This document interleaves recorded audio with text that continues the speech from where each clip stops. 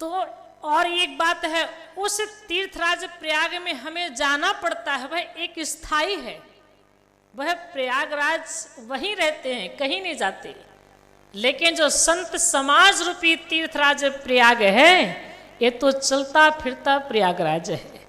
आज यहां संत विराजमान हो गए तो तीर्थराज प्रयाग बन गया, कल यहां से दूसरे गांव में जाएंगे तो वहां प्रयागराज बन जाएगा, तीसरे में जाएंगे तो वहां बन जाएगा।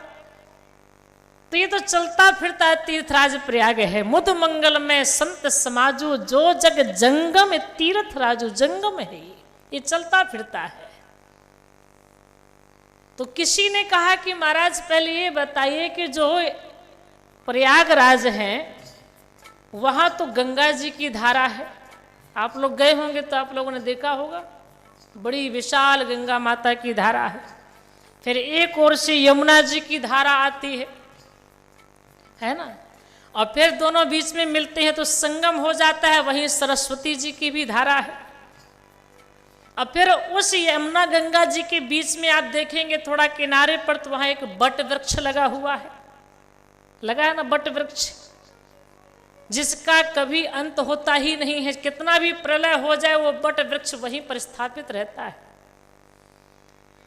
तो पूछा गया कि जब संतों का समाज तीर्थराज प्रयाग है तो यहाँ पे गंगा जी कहाँ है, दिखाई क्यों नहीं पड़ रही है?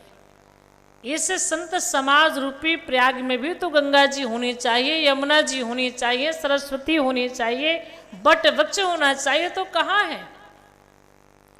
तो गोस्वामी जी महाराज कहते हैं संत समाज में जो राम जी की भक्ति है, क्योंकि संत महात्मा भगवान की भक्ति में हमेशा लीन रहते हैं ना, हमेशा राम राम जपते रहते हैं, सीता राम राम राम जपते रहते हैं, भगवान का ध्यान करते रहते, भगवान की भक्ति में जो लीन रहते हैं, जो संतों के पास में भगवान की भक्ति है, वही गंगा जी की धारा है, वही गंगा है।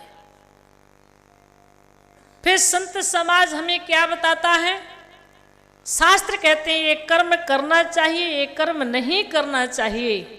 ये जो बात बताई जाती है संतों के माध्यम से, एक कर्म करो और इस कर्म को नहीं करो, ये निषेध है, ये अच्छा है, ये खराब है, जो बताया जाता है मानो वही यमुना जी की धारा है।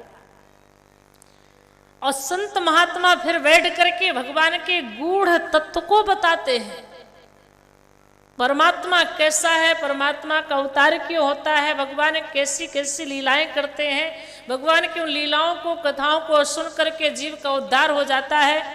वह परमात्मा जो है कण-कण में व्याप्त है, वह तो अविनाशी है, वह तो अखंड है, वह तो विशाल है।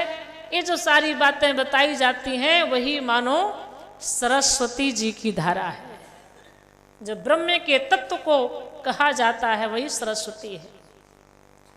और जो ये सब सुन करके अपने धर्म पर अडिग रहता है, मेरा धर्म ये है कि मैं साधु संत की सेवा करूं, माता पिता की सेवा करूं, मेरा धर्म है कि बड़ों का सम्मान करूं, मेरा धर्म है कि परहित परोपकार करूं, मेरा धर्म है कि भगवान के मंदिर में जाकर पूजा करूं, ये मेरा धर्म है।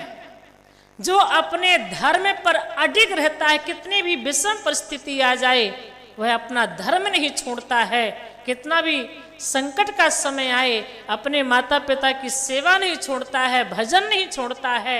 जो अपने धर्म में अडिग रहता है वही मानो बट वृक्ष है, जो अपने धर्म में अडिग है, जिसका धर्म अचल हो जाए वही बट वृक्ष है। बट विश्वास अचल निज धर्मा, तीर्थ राज समाज।